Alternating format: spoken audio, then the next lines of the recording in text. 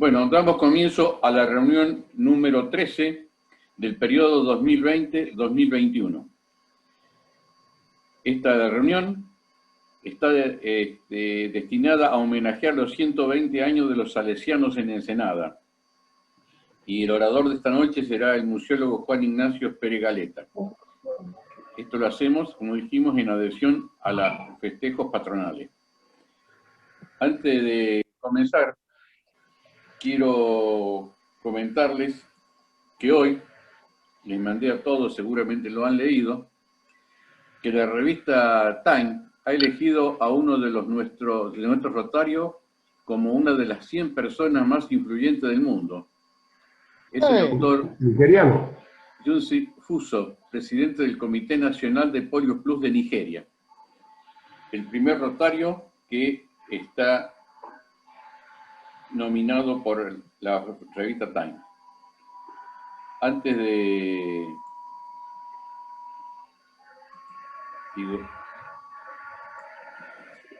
Bueno, quiero también comentarles que el sábado 19 participamos de un curso de imagen pública de Rotary junto con Clodomiro y María Elina Preda, y le voy a pedir a María Elina, después que hagamos el compañerismo, que nos comentes algo. Bueno, y hoy también estuvimos participando de la charla que dio Jorge Metz en el Rotary Club La Plata Sur. Así que hemos estado completitos. Hoy hemos estado completos. Damos comienzo entonces a través de Clodomiro, con tu venida.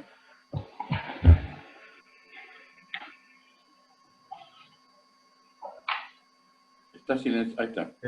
Sí, ahora. ¿Me escuchan? Sí. Sí. Gracias, señor presidente. Le voy a dar paso a la camarada Plas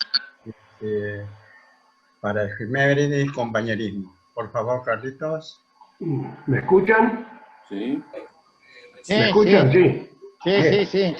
23 de septiembre de 1993 se recibe de ingeniero químico el camarada Ricardo Zamponi. 24 de septiembre, cumpleaños de Benjamín Míguez, nieto del ex gobernador del distrito 93-94, ingeniero Félix Hermida. Y es el cumpleaños del camarada Luis María Cirese. Mañana, felicidades, está por ahí, lo he visto, ¿no? Está. 25 de septiembre, cumpleaños de Tobías Jano Echeño, nieto del camarada licenciado en Recursos Humanos, don Carlos Alberto Echeño. Y el cumpleaños del socio honorario Horacio Ezequiel Menéndez. Jorge Gutiérrez, si te comunicas, expresar en nuestras salutaciones del Rotary Club, vos que sos amigo de este hombre tan elocuente y tan que nos honra con su integración como socio honorario. 27 de septiembre, el cumpleaños de Tomás, nieto nuevamente de Félix Hermida. Y es el cumpleaños de Jerónimo, hijo del camarada Leonardo Rubén Palanza. Todo el mundo acá en Ensenada dice Palianza, pero me parece que el apellido correcto es Palanza. 29 de septiembre es el cumpleaños del camarada agrimensor y mi agrimensor, don Carlos Alberto Catalano. No sé si lo viste por ahí, me parece que no. Efemérides, bastante prolongado, pero bueno, voy a hacer rápido. 23 de septiembre, Día de la Lucha contra las Adicciones, de la Sonrisa, de las bibliotecas populares, del bibliotecario, del corresponsal extranjero, del gobernante, del voto femenino. Día Internacional contra la Explotación Sexual y Trata de Mujeres, Niños y Niñas. Día Internacional de las Lenguas de Señas. Y también Día Internacional para la Eliminación Total de las Armas Nucleares. Día Nacional de los Derechos Políticos de la Mujer, coincidente con el voto femenino, supongo yo. Y en 1982 muere el ex intendente municipal de Ensenada, don Agustín Ruggerone, Es el primer intendente elegido por voto popular, después de que Ensenada fuese partido, supongo, ¿verdad? Y en 1984 se funda el Club de los Abuelos de Ensenada. 24. Día de la festividad de la Virgen Nuestra Señora de la Merced, patrona de Ensenada y Virgen Generala y patrona del Ejército Argentino. Día de los Notables de Ensenada. Día del colectivero, sémolo colectivero, ¿se acuerdan del canto de los? Día del comerciante de materiales de la construcción, del trabajador de la industria química y del transporte colectivo. En 1880 se colocó la piedra fundamental de la parroquia Nuestra Señora de la Merced de Ensenada, apadrinada por el gobernador de la provincia, en aquel entonces el doctor Dardo Rocha, y por el comisionado municipal. Los planos fueron realizados por el ingeniero Pedro Benoit. 25. Día del empleado de escribanía y Día Mundial del Farmacéutico. 26. Día del bastón verde, del empleado de comercio, del trabajador emergencista. Día Internacional, este coincide con otros, ya lo dijimos, de la eliminación total de las armas nucleares, que ya lo había leído en unos días anteriores, no sé por estar repetido.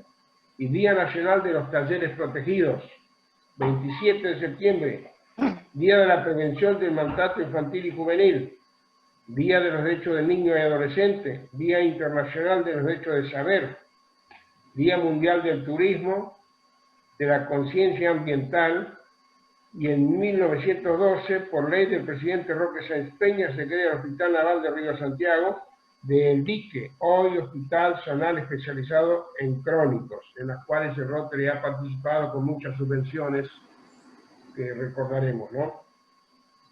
28 de septiembre, Día del Rector, Día del Derecho de Acceso Universal a la Información, Día Internacional del Productor de Seguros, Día Mundial contra la Rabia.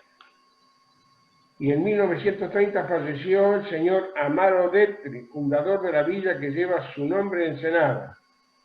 Y en 1944 explota el buque tanque San Blas del puerto de Ensenada. Otra explosión grande hubo en mayo del 68, ¿verdad? Acá en Ensenada, pero de esta vieja no me acuerdo. Último día de la semana, 29 de septiembre, es el Día del Arma de Comunicación del Ejército, Día del Diplomático, del Inventor, del Terapeuta Floral, Día Marítimo Mundial, Día del Corazón. En 1946, por primera vez visita Ensenada como mandatario presidente de la Nación, Teniente General Juan Domingo Perón, Juan Carlos, acompañado por su esposa, la señora Eva Duarte, el gobernador provincial, doctor Domingo Mercante, y en la Plaza Manuel Belgrano de Ensenada, Perón coloca las insignias de generala a la Virgen Nuestra Señora de la Merced de Ensenada y descubre una placa en las calles La Merced y Don Bosco de Ensenada, que está frente a la iglesia, frente al templo, está en una placa de mármol. Con lo cual, doy por finalizada la semana de este mes. Muchísimas gracias, presidente. Siga su... Gracias, Carlito. Bueno, quiero primero darle la bienvenida a todos los amigos que se han incorporado a esta reunión en homenaje a los salesianos de Ensenada. Para continuar, quiero pedirle a nuestra camarada María Elina Preda que nos comentes sobre el curso que tuvimos el sábado pasado sobre imagen pública.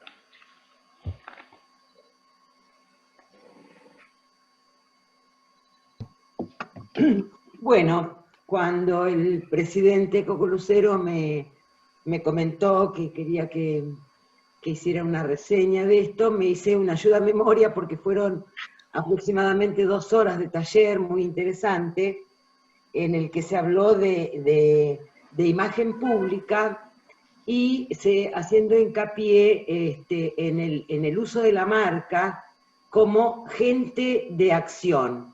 O sea, que no se trata del logo de la rueda, sino mostrar realmente lo que Rotary hace para la comunidad. que esto en una charlita así informal, de hecho ustedes ya saben que hemos abierto un canal de YouTube, donde se están empezando a volcar los videos, y en una charlita así informal que tuvimos, la idea por ahí es también cada actividad que se haga, una donación, un aporte a la comunidad, que se hagan pequeños videitos, donde se va a incorporar la campana y el inicio, porque es una manera de mostrar la gente de acción que es Rotary. Entonces, de lo que se habló es de que es fundamental aprender a narrar la historia de Rotary, pero no la historia de cuándo se fundó, de cómo nació, de la cantidad de socios que tiene, sino justamente que tiene que ver con esto que estaba diciendo, que es mostrar lo que hace Rotary, que cómo cambia vidas en su accionar hacia la comunidad, siempre mirando al más débil, al que más necesita, y que por eso había que unificar, tomaba como referencia la voz, pero digamos que unificar un criterio para que esa voz sea un marco, que tenga un marco de referencia, porque seguramente si habla Coco, o si habla Carlos, o si habla Clodomiro, por ahí se van a decir cosas diferentes. Entonces, que eso tenga un marco de referencia para que cada vez que se hable de lo que hace Rotary, o se muestre lo que hace Rotary, sea en una misma línea. Una cosa en la que se hizo mucho hincapié es en el tema de las redes sociales, que cada vez tienen más inserción en la comunidad, y hacían una pequeña diferencia en cuál podía servir más, si Facebook o Instagram, y por ahí hacían un poco una división en rango etario, que por ahí Facebook estaba más dirigido hacia la gente mayor, y por ahí Instagram era más utilizado para los jóvenes. Yo no creo que esto sea tan así, creo que todos estamos capacitados para manejar una red social, sobre todo en este momento que la virtualidad se ha convertido en una suerte de estilo de vida, ¿no? También se habló de un plan estratégico que, con algunas palabras claves que serían, por ejemplo, adaptabilidad, involucramiento, impacto, y no me acuerdo cuál era la otra, pues ya les digo, fueron 2 horas más o menos de taller, y a veces, bueno, a uno se le escapan algunas cositas. Pero fundamentalmente es eso, comunicar los valores de Rotary, que bueno, que todos ya saben de qué estamos hablando, compañerismo, diversidad, liderazgo, y todo esto se hace a través de los proyectos, mostrando lo que hace Rotary. O sea, que digamos, el objetivo final de este taller que hicimos es enseñarnos a mostrar Rotary.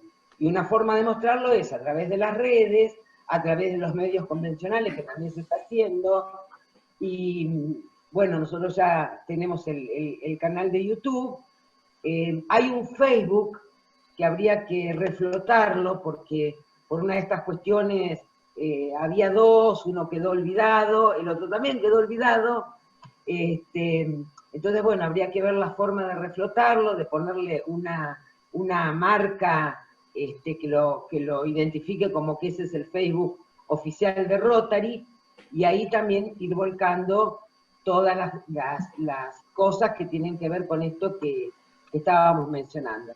Bueno, eso es una breve síntesis de lo que se habló en 2 horas de taller, que realmente fue muy interesante y con muchas cosas para aprender.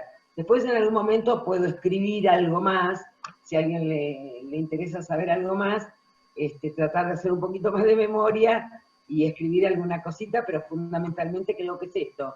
No sé, señor presidente, si cree que falta algo de lo que Está se bien, habló. muchísimas gracias. Simplemente era para que se enteraran todos de lo que era la imagen rotaria.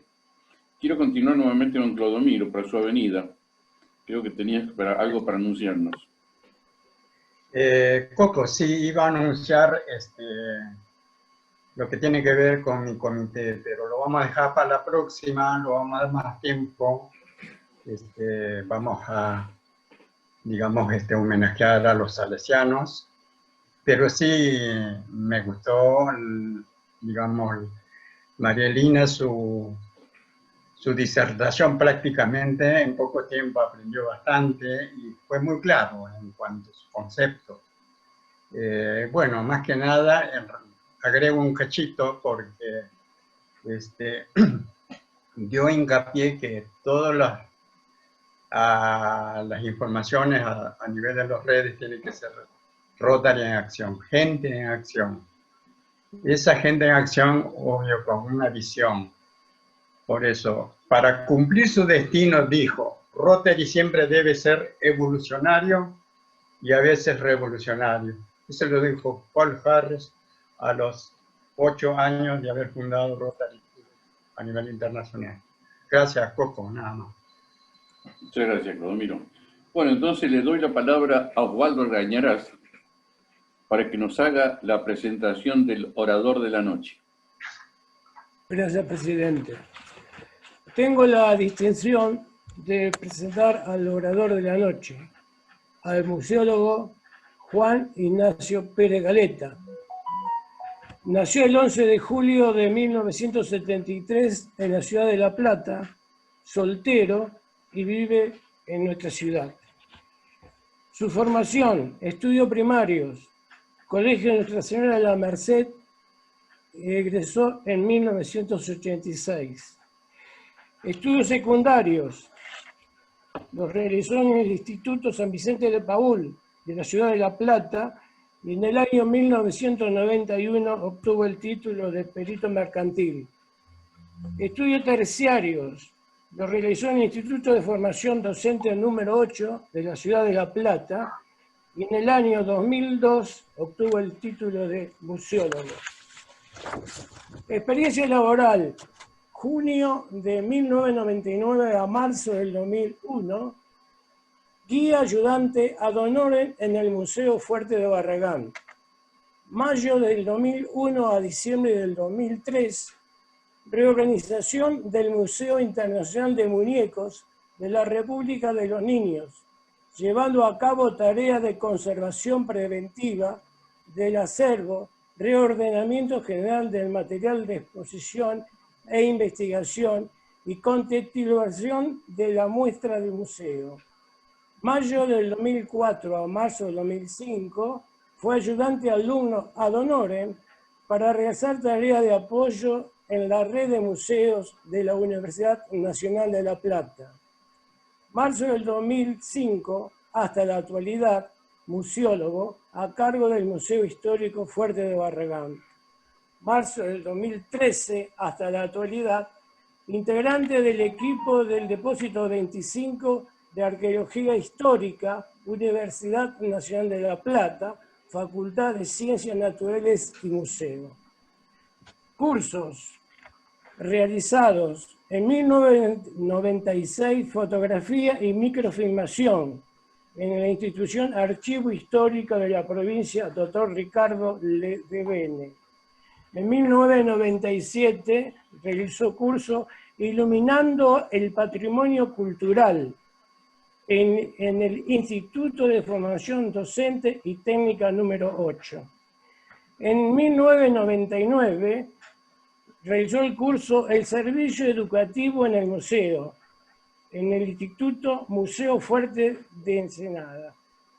En 2007, curso Historia y Evolución de las Armas, desde sus orígenes hasta la actualidad, Museo de Armas de la Nación. En 1998 realizó pasantía en el Museo de Física de la Facultad de Ciencias Exactas de la Universidad Nacional de La Plata, realizando tareas de conservación preventiva del acervo y reordenamiento general del material de exposición. En el 2000 realizó pasantía en el Museo Etnográfico Juan Bautista Ambrosetti, en Capital Federal, donde se realizaron tareas de manejo de colecciones en función de su uso, documentación, reconocimiento y utilización de materiales y herramientas, realización de soportes, instalación y montaje. En el 2004 realizó pasantía en el Taller Integral de Diseño, Conservación y Exhibición, Museo Dr. Emilio Azzarini, efectuando el rediseño y montaje de la exposición permanente del museo. Juan Ignacio, Rotary Club de Ensenada y sus invitados, atentos a tu disertación. Bueno, antes que nada, buenas noches. Quiero, en primer término, agradecer a la Comisión Directiva del Rotary Club por la invitación y por esta linda posibilidad de dirigirme a ustedes. Ahora una aclaración. Ustedes imagínense que 120 años de la obra de Don Bosco en Ensenada, con los hechos, los acontecimientos, los sacerdotes que han pasado por la obra, tratando de condensarlos en una charla no sería una buena idea. Y creo que si yo tratara de hacerlo, lo más probable es que el día de mañana, cuando me cruzara con alguno de ustedes por las aceras de Ensenada, ustedes se cambien de vereda porque recordarían la charla más larga y tediosa de la historia. Por eso no me voy a referir a los 120 años, y sí lo voy a hacer a los primeros 25 o 30 años. ¿Y por qué esos 25 o 30 años? Porque son el comienzo. Y los comienzos siempre son difíciles, para una institución o para una persona. El primer trabajo siempre es un desafío, los primeros exámenes cuando uno estudia también lo son. El emprender un comercio o una acción nueva siempre trae aparejados miedos y cierta ansiedad. Y el tema de los salesianos en Ensenada no fue la excepción.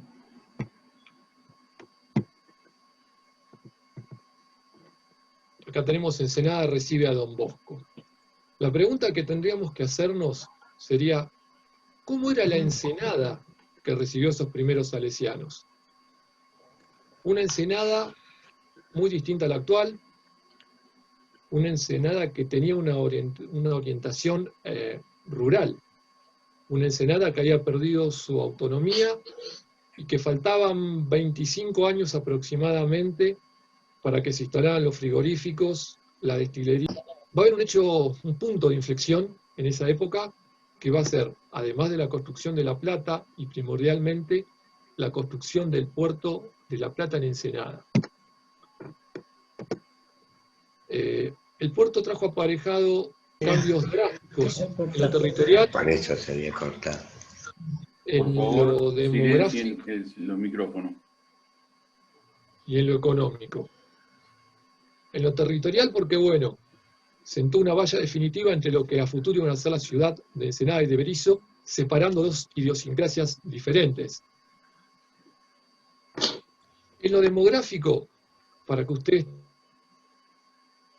Conectate al micrófono, por favor, Juan Ignacio.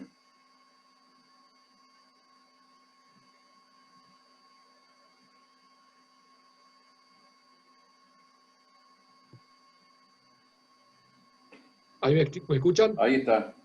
Bien, como les decía, el puerto iba a ser un punto de inflexión en lo demográfico, en lo territorial y en lo económico. En lo demográfico, porque hacia el año 1869 Ensenada tenía aproximadamente 2.200 habitantes. Para 1895, Primero llegó el ferrocarril y después íbamos a tener casi el triple de habitantes, 6.000. Y esto se debía al puerto. Tanto la ciudad de La Plata como el puerto tenían mucha mano de obra.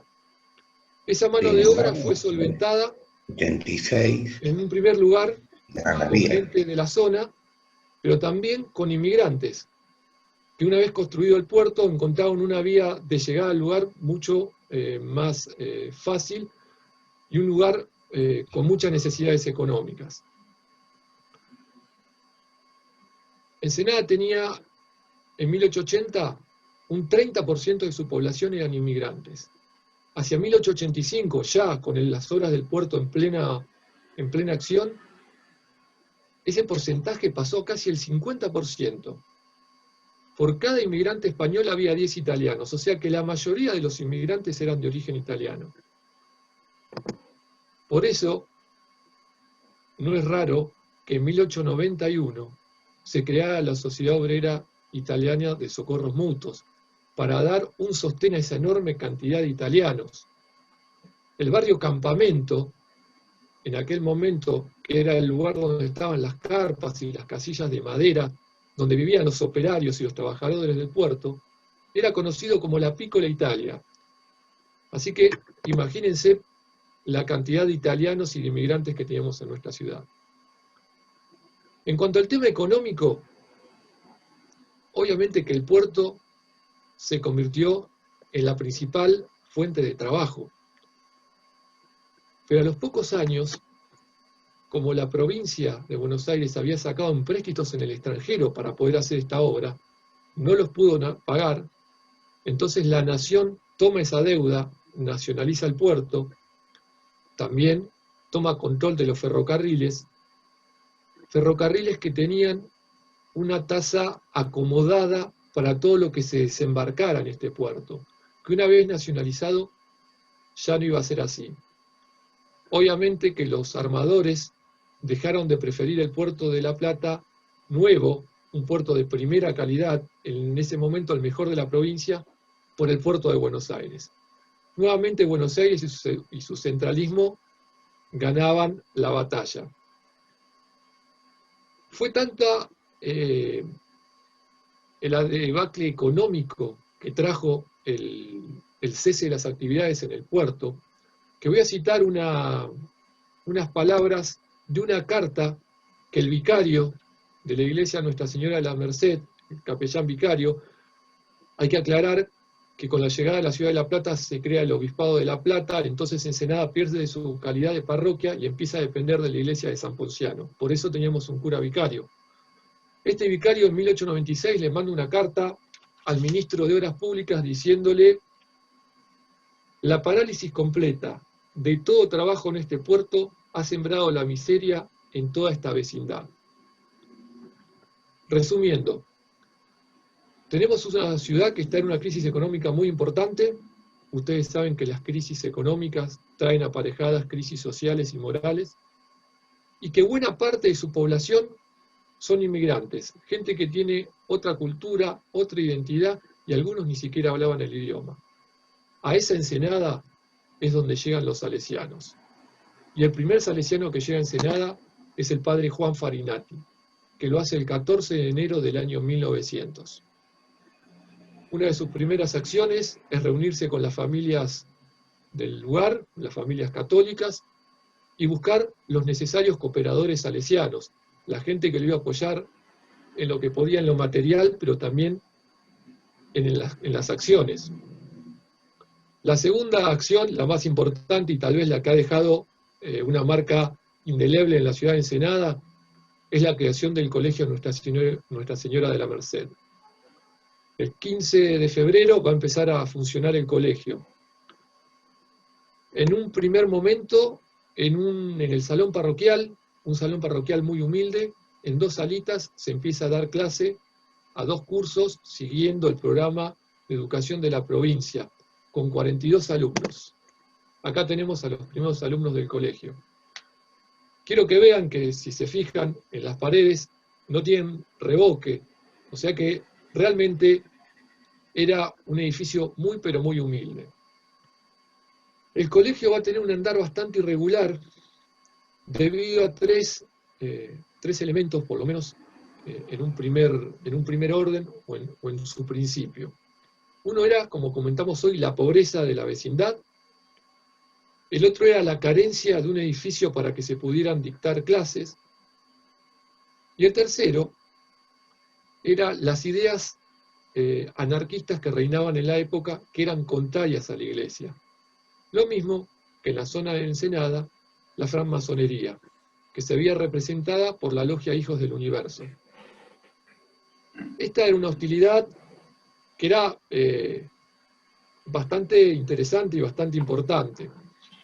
En las crónicas de la parroquia se establece que en el año 1909, en el año 1910, al festejarse el Día de la Virgen, el Día de la Patrona, y coincidir con una fiesta que hacían los masones, evidentemente se tuvo que correr la fecha para no tener ningún tipo de inconveniente. Y también en el año 1909, por un problema que se había producido en España, que habían fusilado a un anarquista de apellido Ferrer, en los comercios de Ensenada se puso el retrato de él y se amenazó al clero, o sea que la situación era un poco difícil. En 1907 los salesianos consiguen que se le adjudique definitivamente la parroquia de Ensenada. Acto seguido, en 1908 van a comprar unos terrenos, como se ve aquí en la calle Sidotti Ferela, y se van a hacer las tan necesitadas aulas. A partir de este momento, y a lo largo del tiempo, el colegio va a tener un aumento de su matrícula sensible y sostenido. Y ya no va a haber irregularidades y el colegio se va a asentar en nuestra ciudad. ¿Cómo era esa educación salesiana? ¿En qué se distinguía de otras de la educación pública o de otro tipo de educaciones laicas? Los salesianos sentaban en ese momento la educación en la educación moral, la educación física y la educación patriótica. Lo que estamos viendo aquí, que son los vencedores de un certamen catequístico del año 1916, era porque en el colegio, obviamente que el catecismo era una materia más que tenía que rendirse, estaba dentro del programa de estudios, y se realizaban certámenes con preguntas relacionadas con la fe católica. Obviamente se les seleccionaban los mejores alumnos de cada curso, ellos después competían con los alumnos de otros cursos, se hacía una selección y esos alumnos eran mandados a Buenos Aires a competir con otros chicos de otros colegios, concurso y una corte de guiones. Esto es interesante, pero creo que hay una anécdota que lo explica mucho mejor. Allá por fines del siglo XIX, un ministro protestante que servía a la reina de Inglaterra visita en Turín un colegio salesiano. Conoce el colegio, entra a un salón y ve casi 500 chicos en perfecto orden, en disciplina, y le llama mucho la atención que no hay nadie que los esté cuidando. Se asombra más cuando habla con los docentes y le manifiestan que a lo largo del año no habían tenido ningún problema de conducta importante y no había... Eso le pregunte, por favor, dígame cómo consigue usted que tener esta disciplina tan grande y no tener ningún tipo de problemas de conducta. Y el director le dice, bueno, nosotros usamos un método que ustedes no pueden usar, pero por favor dígame cuáles son. No, le dice el sacerdote, son arcanos revelados solamente a los católicos. Y el ministro le insiste, y el director le contesta, bueno, mire, le voy a contar. Nuestros alumnos se confiesan, comulgan y van a misa asiduamente. Entonces el ministro le pregunta, bueno, sí, tiene razón, realmente estos métodos nosotros no los podemos usar. Pero ¿cómo podemos obtener el mismo resultado, pero utilizando otros métodos diferentes? A lo que el director se quedó un rato pensativo y le contestó, religión o amenazas y bastón. O sea, lo que se puede resumir en la letra con sangre entra. Estamos hablando de una época donde los castigos corporales eran parte del sistema educativo. Y llega un Don Bosco con la religión, con su método preventivo, religión, razón y amor, que dice que la educación es cosa del corazón, demostrando estar adelantado décadas y décadas pedagógicamente a la época en la que él vivía. Hablemos ahora también de la cuestión de la educación física. La educación física y los juegos eran casi un deber en los colegios salesianos.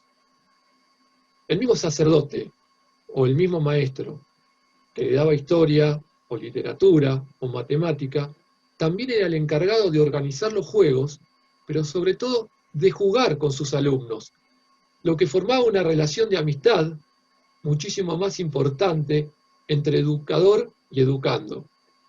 Lo que estamos viendo ahora es el equipo blanco de 1924, se dividían a los grados o a los cursos en el equipo blanco y el equipo azul, que jugaban desafíos entre ellos y obviamente después con otros grados. Yo creo que me animo a decir que un patio salesiano en donde no se juega al fútbol no puede ser homologado como tal. Y seguramente entre ustedes hay muchos que han jugado al fútbol en un patio salesiano y como yo han hecho muchos de sus amigos que guardan hasta el día de hoy jugando al fútbol en ese patio. ¿Cómo era la educación física o la educación moral? Perdón, la educación patriótica. Don Bosco decía que en sus colegios la única política era la política del Padre Nuestro. Pero bregaba e insistía por el amor a la patria. Y a esto es donde hacía hincapié el valor patriótico. Lo que estamos viendo es la escuadra gimnástica, el año 1923, en realidad se organizó para el bicentenario, para el centenario de nuestro país, en 1910. Estaban vestidos con uniforme, pantalón blanco, chaqueta a rayas celeste y blanca, y obviamente ese gorrito tan gracioso. Y hacían actividades físicas, box, calistenia, clavas, gimnasia de clavas, y hacían exposiciones tanto en el colegio como a pedido de alguna institución.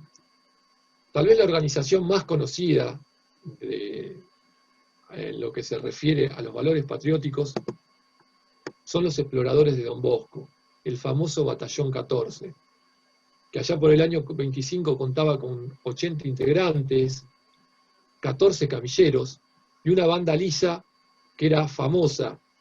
Los exploradores empezaron amenizando con su banda los actos escolares, pero ganaron mucha reputación y después en los actos patrios empezaron a ser convocados. Su primera actuación, además, fue en el año 1916, justamente para un 9 de julio. No se espanten, lo que ven acá no son jóvenes de algún movimiento piquetero, son exploradores que tienen un bastón. Se realizaba un ejercicio que era la gimnasia de bastón, algo parecido a lo que se hacía, y salvando las distancias, en el ejército, con los fusiles y con las bayonetas, emulando ese tipo de actuación. Vemos ahora un plano del colegio. Vamos a ver en el margen superior derecho el plano inicial del año 1900. Vemos lo que es la iglesia y 2 o 3 saloncitos. Así comenzó la obra. En el año 1909, en la parte inferior de la hoja, de la página, van a ver los terrenos que compraron los salesianos para esas primeras aulas que vimos hoy. Y en el año 1916 intercambian con la municipalidad de Ensenada los terrenos de la esquina de lo que sería actualmente Sidotti y Don Bosco, que era donde iba a ser elegida la municipalidad, por los terrenos de la calle La Merced y Don Bosco. Se intercambian los terrenos, la municipalidad se construye en el año 1916 sobre la calle La Merced, y sobre la calle Don Bosco, Sidotti y Don Bosco van a hacerse más aulas. Resumiendo, en el año 25, está la gestión de los primeros 3 sacerdotes salesianos, el padre Farinati, el padre Fassi, y no recuerdo el otro padre ahora,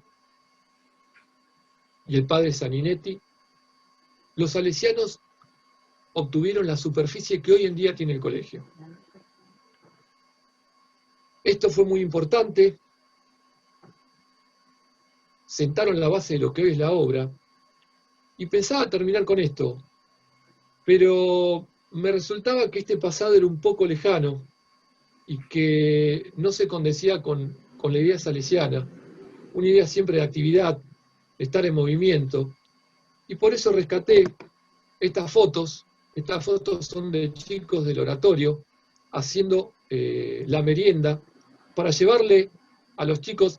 Obviamente que el oratorio por cuestiones del aislamiento social no se puede llevar adelante, pero estos chicos le llevan la merienda a la casa de los integrantes del oratorio. ¿Sí? Todo esto ad honorem y demostrando el espíritu salesiano. Jóvenes comprometidos ayudando a otros jóvenes. Esa es la idea que le quiero dejar. Muchas gracias. Muchas gracias, Juan Ignacio. Excelente tu disertación. Lo que te pido es que vuelvas a compartir la pantalla. Bueno, pienso que merece un fuerte aplauso lo que acaba de darnos, la charla que nos acaba de dar Juan Ignacio. Y tengo el honor de haber sido su maestro en el colegio Don Bosco. Juan Ignacio, felicitaciones dobles. Gracias. Tuve buenos formadores. Alguna falla tenías que tener, Pérez. Bueno, si alguno quiere hacer alguna pregunta a Juan Ignacio. No veo a todos. A ver si alguno que... Acá hay uno que está pidiendo... Sí, Claudio. Está silenciado. Hola, ¿qué tal? Buenas noches. ¿Me pueden escuchar? Se escucha un poquito, darle un poquito más de volumen. A ver. Sí, bueno, muchas gracias, presidente. Gracias, Ignacio, por tu discurso hermoso, y me imagino que es apenas los títulos de los que nos podrías contar. Mi consulta es la siguiente. Yo soy salesianito. ¿Y por qué? Porque me tocó estudiar y ser miembro de la iglesia de Padre Ortuondo, que también era salesiana, en el periodo que fue salesiana. Si vos tenés documentos que acrediten, como para en otra oportunidad, porque la obra de Don Bosco no se circunscribió únicamente a el colegio que vos mencionaste tan brillantemente. Creo que la obra de Don Bosco se extendió mucho más, y uno de los alumnos, yo tuve el honor de ser alumno del padre Juan Ortuondo, y él, de la misma manera que vos expresaste de los padres fundadores de la obra de Don Bosco, en la transmisión nos infundió ese amor y la educación desde el corazón. Por eso yo aprovecho esta ocasión como para reivindicar la escuela nuestra, no solo Nuestra Señora de la Merced, sino la Inmaculada. La Escuela Inmaculada, que hoy no pertenece más a la obra de Don Bosco, sino que pasó a la esfera del obispo, pero que tiene mucho valor en la historia también, porque también han participado, han sido alumnos, personas muy importantes también, profesionales de nuestra ciudad. Entonces, simplemente lo que te quería preguntar, si existe documentación que acredite que la obra de Don Bosco también influyó en la Escuela Inmaculada de Senado. Gracias. Bueno, yo también te puedo contestar, porque en esa época yo fui maestro del colegio y todo el colegio de la Inmaculada pertenecía al colegio La Merced. Inclusive con las reuniones de docentes, con las reuniones, el director era el mismo, con la única condición de que el padre Ortuondo era el que estaba a cargo, tanto de la parroquia como del colegio. Pero la Inmaculada, hasta el año 70 y pico, no me acuerdo, bien la fecha, dependía directamente del colegio Nuestra Señora de la Merced.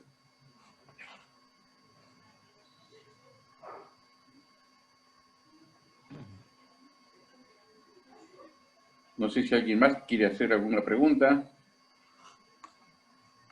A ver, Yo, Coco. Coco. ¿sí?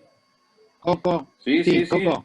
Sí, adelante. Bueno, mira, sí, José habla. Sí, sí, sí, José Marrafini, dale. Sí, sí, no, mira, agradecer y felicitar al expositor realmente que nos dejó boca abierta con lo que expuso realmente. Yo había fotos que tengo bastante historia, como ser uno de Don Bosco, pero esa foto realmente no las había visto nunca. Y realmente, como italiano que soy, nacido en Italia, realmente, por supuesto que se siente uno enaltecido por la presencia italiana, entre tantas cosas. ¿Me escuchás? Sí, te escuchamos, te escuchamos. Enaltecido por la presencia italiana que dio esos frutos con el trabajo de los salesianos, ¿no? Que por los apellidos eran todos italianos, ¿no? Realmente. Que dio origen a la fundación del colegio, ¿no? De iglesia. Eso quería simplemente resaltar, ¿no? Así que agradezco al señor que realmente puso tan brillantemente toda esta historia que yo desconocía. No olvidar también al padre Marcelino, que fue un exalumno, fue un alumno de Don Bosco, él, en Torino, que hasta la década del 50 siguió trabajando dentro del colegio. Fue toda una historia el padre Marcelino dentro del colegio Don Bosco. Nada más. Gracias, José. No sé si alguien más quiere preguntar. Hola, o hacer Coco. Sí, Coco, sí. sí, pásame a hablar. Dale, adelante, Carlos. Sí, quería agradecerle a Ignacio todo este coloquio referente al nacimiento de los salesianos, porque tuve la satisfacción, el orgullo de participar en el colegio, siendo explorador del Batallón 14 también, y traer el recuerdo de todas esas cosas que muchas de ellas yo ignoraba, ¿no es cierto? Porque uno, de tanto al colegio, se ha aprendido muchísimas cosas del colegio, tanto como la educación, la formación, el deporte, que ha sido una parte fundamental del colegio, y de la obra de Don Bosco. Creo que siento un gran orgullo de haber pertenecido y tengo los mejores de los recuerdos, y agradecerle a Ignacio que me haya haber hecho pasar unos momentos muy lindos por el conocimiento de lo que es la obra salesiana. Gracias, Carlito. ¿Alguien más? Coco, yo, Andrea Gauna. Dale, Andrea.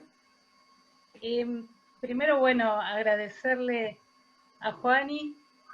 Le dije ya en otra oportunidad que me encanta su forma de contar, y preguntarle si hay algo digitalizado, si hay algún archivo digitalizado para consultarme. Me gusta la historia, me encanta esto de los 120 años de los salesianos, a ver si hay algo como para que uno busque y pueda ir leyendo.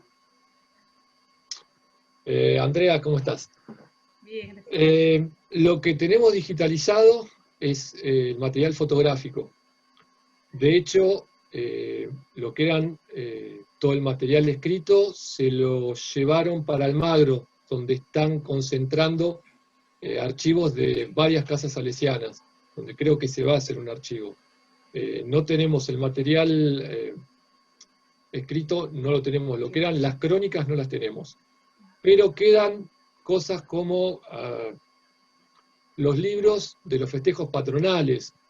O sea, los festejos patronales, los antiguos festejos patronales, implicaban toda una movida donde se le mandaban cartas desde el gobernador para abajo a todo el mundo, y donde se asentaba absolutamente todo. Se mandaba a la gente de Marina del Ejército, a los granaderos para que viniesen a desfilar, al gobernador para invitarlo, al obispo. Eran 2 días. Empezaba el festejo a las 6 de la mañana con bombas de estruendo y seguía hasta las 8 de la noche, bazares, kermeses. Y es muy emocionante ver también la organización con la factura de todo, de los fuegos artificiales con los que cerraban, Estamos hablando de una época donde la iluminación eléctrica no era como la de ahora, y era todo, para los festejos se iluminaba la Plaza Belgrano. Hay una foto de Belgrano con lucecitas de colores porque era cerca de la época de los festejos. Y es muy emocionante ver, primero, la organización, segundo, cómo estaban todas las facturas. Hay facturas del año 30, peso por peso en lo que se gastó. Y a mí me emocionó mucho ver, se habían comprado unas gallinas, no sé, sería para una comida, a alguien que vendía gallinas, y la persona con una letra muy, muy rudimentaria, se nota que una persona que no tenía una gran formación había hecho el recibo. Y eso está sentado, fue muy emocionante. Quedan cosas de esas, pero lo que son las crónicas parroquiales en sí, están en Almagro, se las llevaron hace un año y medio.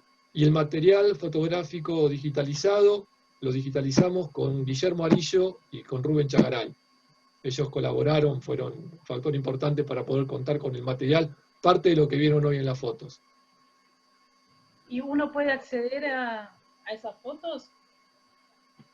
Sí. ¿Tienen una página? No, no tenemos página, lo tenemos diseminado y hay en el centro de exalumnos, pero si te contactás con la gente del centro de exalumnos de Don Bosco, en realidad si te contactás conmigo yo, te las puedo conseguir. Bueno, gracias, sí, me encanta. Gracias, Juan, y gracias.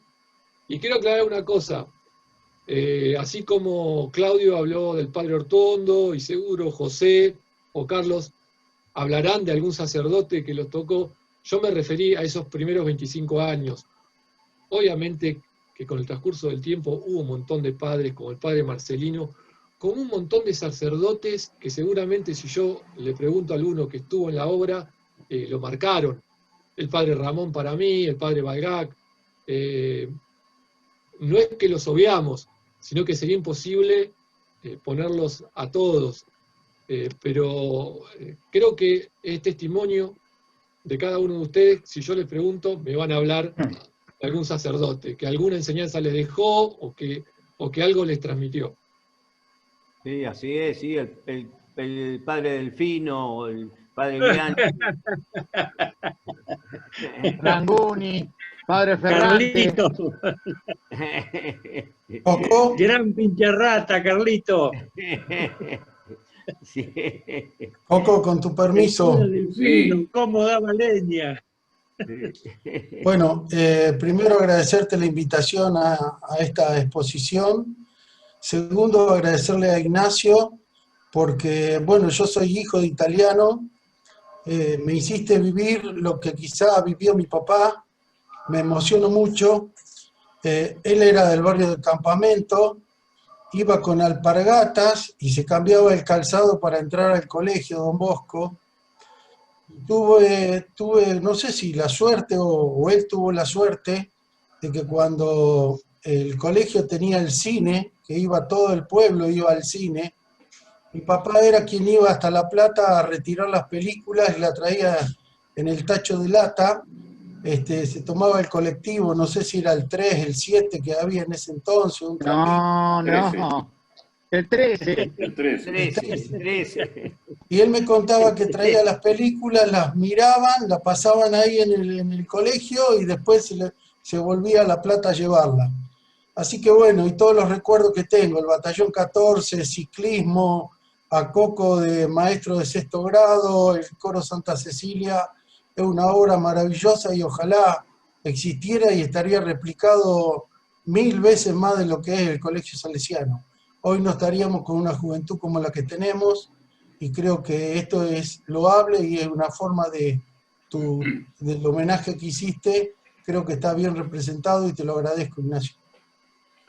Gracias, sí, Daniel. El coro Santa Cecilia, creado por el cura Bianchi. Y dirigido por el maestro Héctor Virocho. Después.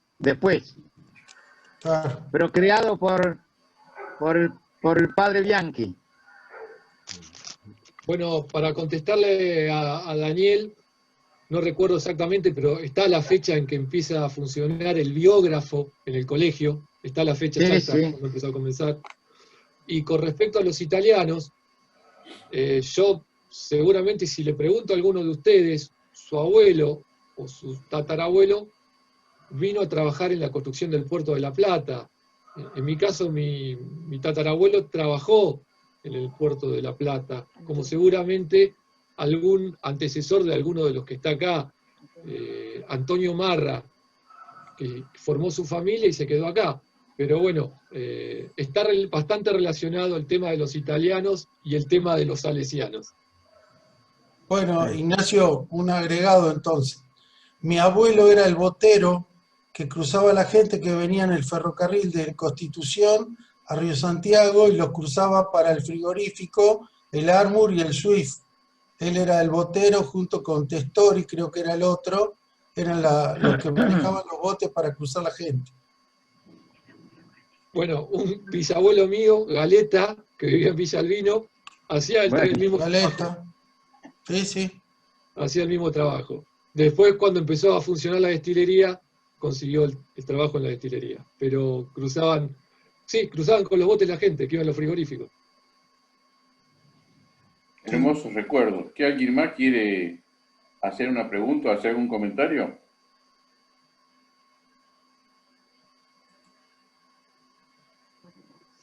No se anima nadie más, por lo que veo. Están tímidos. Ustedes hablaban recién de los sacerdotes. Y para mí, los sacerdotes, cuando yo entré al colegio, año 66, estaba de director y párroco el padre José Ochoa. Perdón, Coco, ¿puedo? Sí. Soy Guillermo Moile. Adelante, Guillermo. Segundo de Don Bosco. ¿Qué tal? Muy Buenas noches. El creador del coro Santa Cecilia fue el padre Ochoa. Ese fue el creador. Y ahora que No. En el año 1950. No, fue en 64 en Santa Cecilia.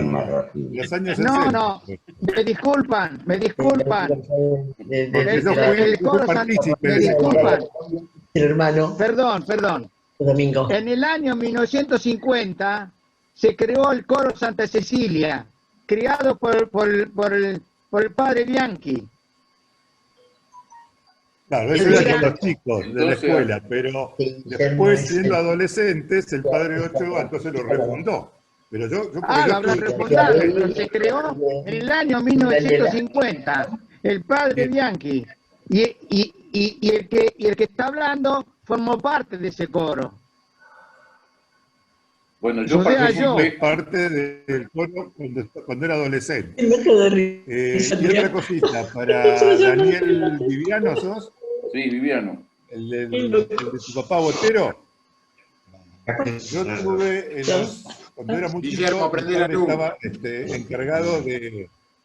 mi padre estaba encargado de acá, de lo que era CADE.